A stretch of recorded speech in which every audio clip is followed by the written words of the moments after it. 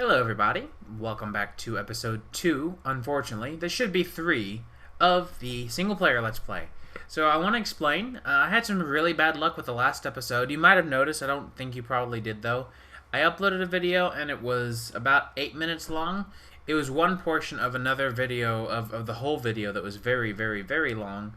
And by the time I noticed that I had made such a big mistake, which I still don't know what mistake I made. I'm assuming it's something to do with my export settings that I had chosen inside of Premiere. Probably just chose, for some reason, might have just chosen a specific section of the video, but I had already deleted all my local data because I don't have a lot of storage space, so before I can start recording new stuff, I tend to have to get rid of some old stuff.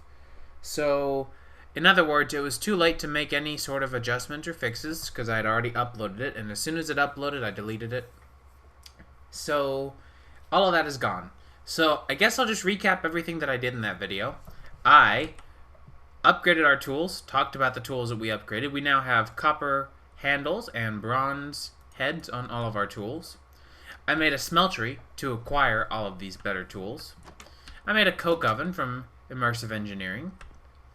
I made dense stone storage to store some of our extra bulk blocks here, which I have some more to store. And I made a bridge, because today I want to build a house and I want to build it over here. So that's what you missed. Basically it was a 40-minute video, completely wasted, but I just recapped a 40-minute video in about a minute and a half, so maybe it was for better? Who knows? Who knows? So nonetheless, let's go ahead and get going. I also made a lumber axe for getting all of this wood. So the plan is to build, but of course, before I do that, I want to build using one of my favorite aesthetic mods in existence. Actually, 2 of them. I just remembered. There's 2 things that I can do.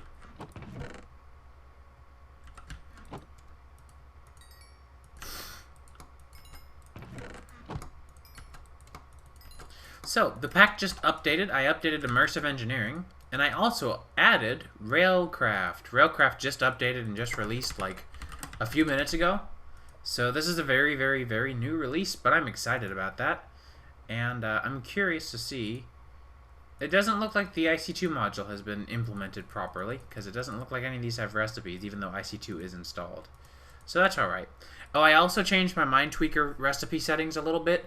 If you ever want to see my script, just ask. I'd be more than happy to share the script with you. It's all handwritten code. Not that the scripts are really hard to write as far as like stuff that is anything at all challenging. But essentially what I changed was the machine chassis from Ender.io. I like Ender.io a lot, but I find myself defaulting to it whenever I really should be creative. Sorry, I wanted to move the microphone a little bit. So, I've decided to tweak the recipe a little bit to implement steel ingots. Along with that, I've also made the alloy smelter require iron furnaces from IC2. So it'll now require 15 more iron than it did before. And then just another normal furnace here on the bottom. And the sag mill requires obsidian like the difficult recipe sometimes does. A lot of the other difficult recipes that are included in the hard recipe pack for Ender.io are actually a little bit ludicrous. Like, I think the binder conduit is fine how it is in default, so I just leave that kind of how it is. Nonetheless, it looks like I've gotten everything out of my furnaces, right? Yeah, okay, cool. I want to grab 2 things. I want to grab a chisel from Chisels and Bits, and I want to grab a chisel from the Chisel mod. So essentially, this has a right-click GUI. You can pick what you want and output and drag or click out the output from there. I also want to grab, I have 8 pieces of wool here, and I used all my lapis. I just remembered that. That might be a problem. I might have to go mine later. But what I can do is,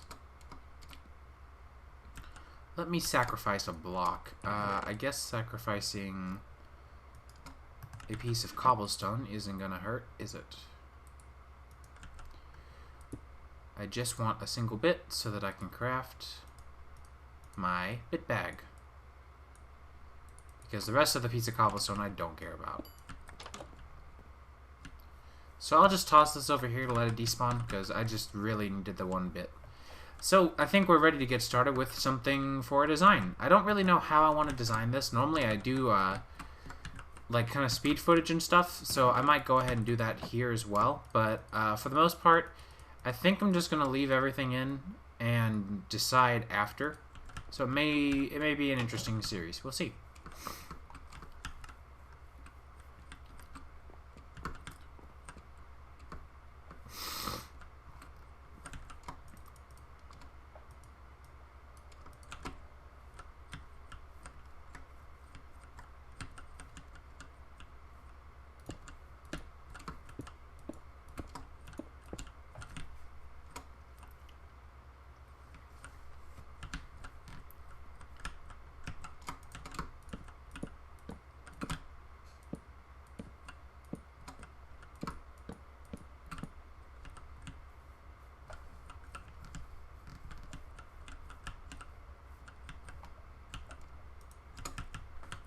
So it looks like I forgot to grab some stone. That was my fault completely.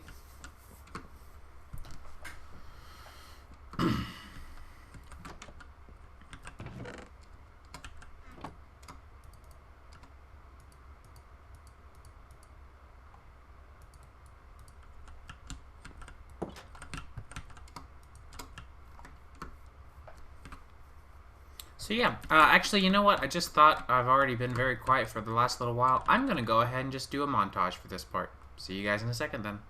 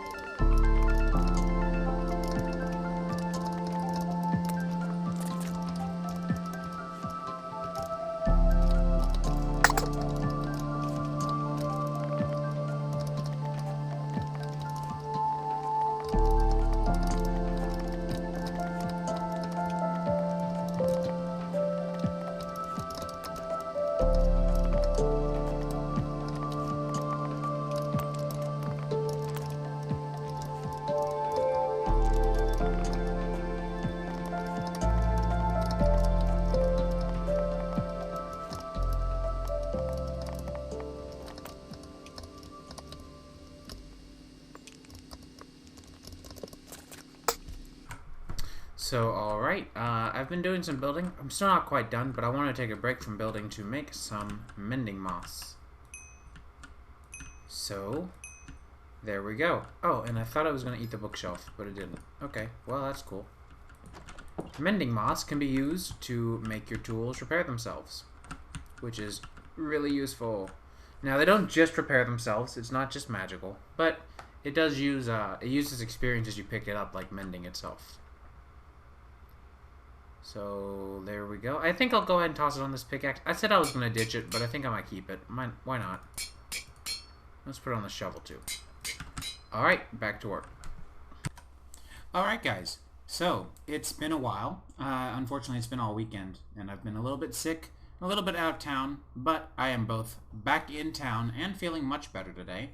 So, the house is finished. I didn't get the last piece of it in a montage style like I had the rest of it, but I still wanted you guys to see it. You didn't really miss much. Honestly, it was just a lot of like really tedious chisel and bit designing.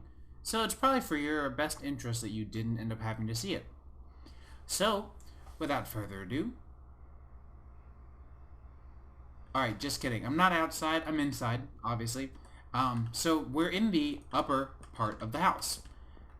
I've put down some torches for now. I'm not sure how I'm going to choose to light this room, probably using some of the immersive engineering lighting, but I'm definitely going to choose something craftier than torches on the ground.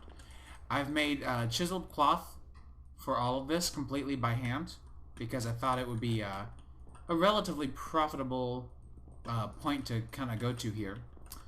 Because as you can see, we've got plenty of a cool design here that looks a little bit, I don't know, rustic, I guess? I'm not really sure. I'm not good with old architecture yet, so, like, I don't know. I am in an art class right now that is discussing architecture, so we'll probably get to this, but this is a lot more modern than what we've covered so far. But this pattern is kind of meant to resemble, like, a cloth with wooden reinforcements. Now, if we hop down the ladders here, and you can see I've made a resource pack for 3D ladders. We've got the floor done too, and this is what the main floor looks like. I'm actually really happy with how this part feels. It feels nice and open, but not so, not bland. So I've got the dark oak plank ring here with some chiseled stone for the center, just to kind of offset things. To be honest, I'll probably end up putting a travel anchor here. And then I've got some of the new chiseled stone. This is the trodden bricks variant.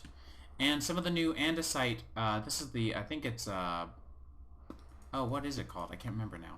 Celtic, thank you. The Celtic style, like the knotted style for the border here. And I think this looks absolutely excellent. I think this texture is great. And the slight offset in color makes it a little bit less boring. So I was having a really hard time, as you saw in the video, choosing where to use brick and where not to. And I decided not to overdo it with the brick, as you can tell. So the roof on the outside, I think you guys have already seen, but I basically mimicked the exact same thing that was over here because I thought this looked really good actually and felt like if I put it on a larger scale it might go kind of go together with the theme here. So the only thing that I haven't done that I'm considering doing is this. I really do like how this looks, but I don't know how I can implement it neatly. I guess I can give it a try real quick, but we're also kind of coming relatively close to the end of the episode, so I don't want to spend too long working on the house. But we're getting there. So, at this point, I have a few plans. The house actually could probably use a bit of a chimney. And actually, I think all my oak logs are here, too. I need 4 of them. Actually, I need 8 of them, because I'm going to do this around the back of the house as well. Okay. So, essentially my plan here is since we want a chimney, I think I'm going to end up putting my smeltery in here and having it protrude out of the side of the house. I think that'll be an interesting way of implementing a chimney of sorts. How does that look? Does that look too silly? I hope not. Not that it's very difficult to tear apart, really.